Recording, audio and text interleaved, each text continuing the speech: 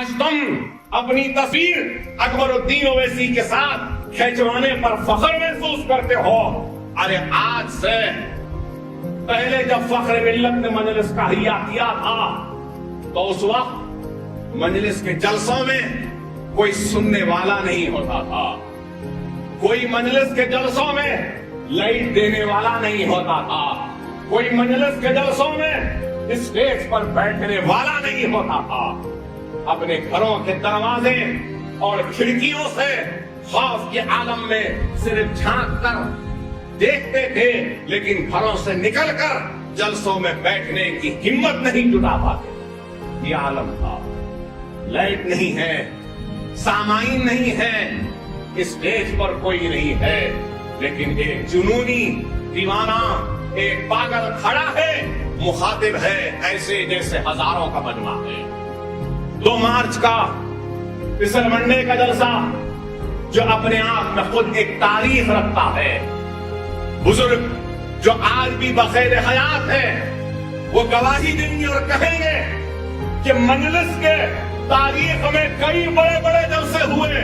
अकबरुद्दीन ओवैसी, असदुद्दीन ओवैसी, सलाहुद्दीन ओवैसी ने भी लाखों के मजमे को मुखातिब किया, लेकिन इतना मजमा कभी मजलिस के तारीख में नहीं आया था जितना मजमा 2 मार्च के अहियाए मजलिस इत्तेहाद अल मुस्लिमीन का जलसा जो फिसलमंडे में हुआ था। वहां पे लोग आए। क्या था मजलिस के पास?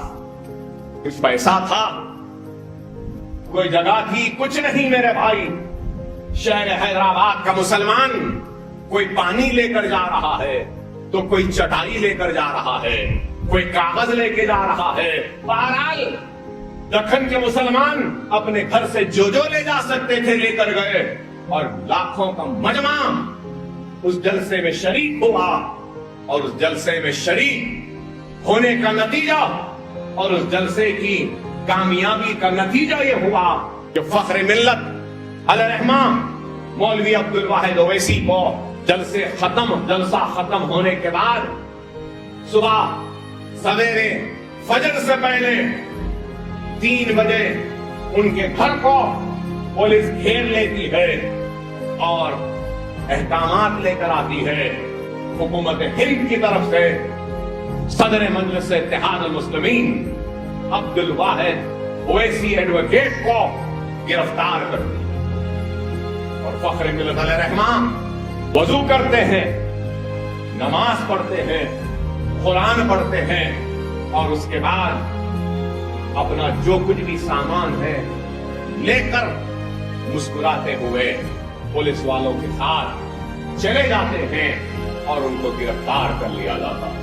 आज नौजवान 1 दिन या 2 दिन भी जेल को जाने के लिए तड़पता है, लेकिन वो सदर इस कौम के लिए, इस मिल्लत के लिए, इन मुसलमानों के हौसले के लिए, उनकी शान के लिए, उनकी आन और बान को बहाल करने के लिए, उनकी अजमत के लिए, उनके व्यवहार के लिए 11.5 महीने मुस्कुराते मुस्कुराते जेल में रहता। अरे ये क़यादत है। ना हम थकेंगे, ना हम बड़ी सांस लेंगे, हम अपने सारे अज़्म, वो हौसले, वो जुनून के साथ आगे बढ़ेंगे। अपनी क़यादत पे कामिल भरोसा रखो, क़यादत पे कामिल भरोसा रखो। जिसका काम वही बेहतर जाने, हमारा काम क्या? अगर आप पूछेंगे अकबर साहब आप अपने इतने बड़े लीडर हैं, आपका क्या काम? मेरा काम क्या है? एक ही है, वो काम ये है अपने अमीर की इताअत करो। जो अमीर बोला सुन लो, अमीर बोला आग में कूद जाओ, कूद जाओ, अमीर बोला पानी में कूद जाओ, कूद जाओ। अमीर का काम है सोचना, अमीर का काम है हुक्म देना, मेरा काम है अमीर के हुक्म की तामील करना। मेरा काम मैं करूंगा, मेरा अमीर अपना काम करेगा।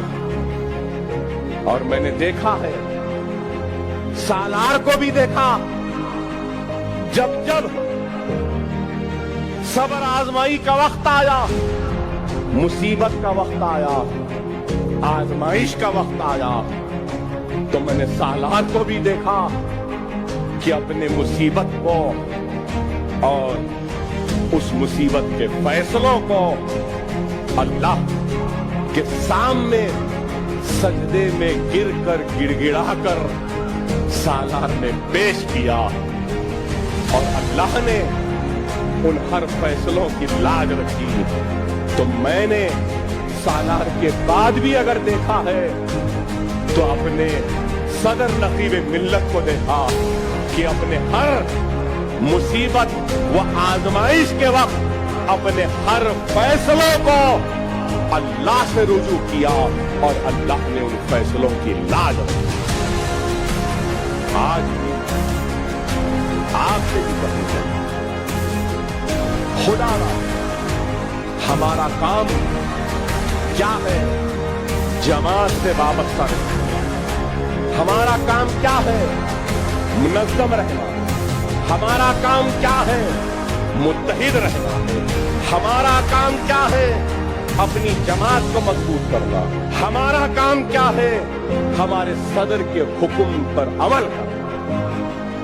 और कौम वो मिल्लत अगर यही कर लेगी तो मिल्लत में कभी शिकस्त नहीं होगी, और दुनिया की कोई ताकत हमको शिकस्त नहीं दे सकती। लेकिन हम अगर बढ़ जाएंगे, मुंतशिर हो जाएंगे, अपनी क़यादत के ऊपर उंगली उठाएंगे, सवाल करेंगे, तो मैं उन साहिब समझ रखने वाले जहनों से सवाल करना चाहता हूं, धड़कता हुआ दिल रखने वालों से सवाल करना चाहता हूं। बताओ,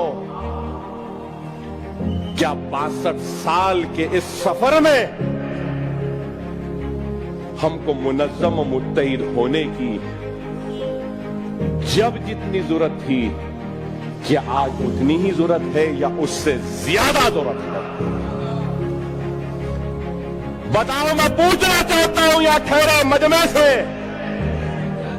पहले से ज्यादा की जरूरत है या पहले से कम की जरूरत है, या पहले के बराबर की जरूरत है? बताओ।